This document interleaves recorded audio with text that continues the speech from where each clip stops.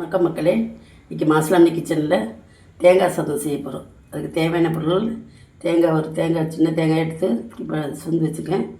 நம்ம அப்புறமா மிக்சியில் போட்டு பூவாக அடிச்சுக்கலாம்.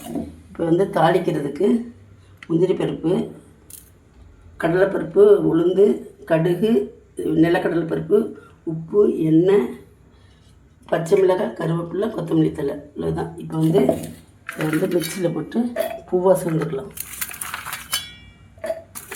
குழந்தைங்களுக்கு கொடுக்கக்குள்ள இந்த பச்சை மிளகாய் பல்லில் போடக்கூடாது, அதுங்களுக்கு காரம் இருக்குது. அதனால் தேங்காயோடைய பச்சை மிளகாயும் கொத்தமல்லி தழையும் சேர்த்து அரைச்சிக்கலாம்.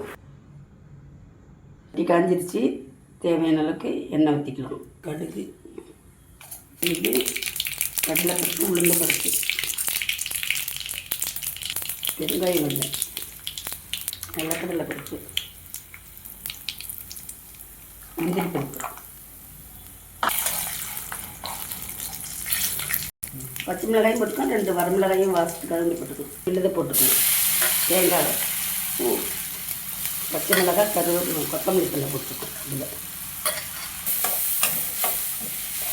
போட்ட ஸ்பூனு சின்ன ஸ்பூனு தான், சின்ன ஸ்பூனு.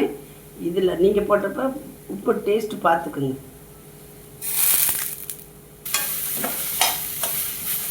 தண்ணி, கருவேப்பிலை போட்டுக்கலாம்.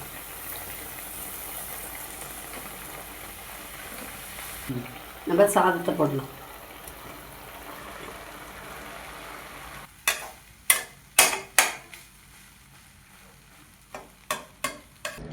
குழந்தைங்க பச்சை மிளகாய் டிஃபன் பாக்ஸை கொடுக்குறப்ப அதுங்க பச்சை மிளகாய் வாயில் போட்டால் காரமாக இருக்கிறது தான் அரைச்சிட்டேன்.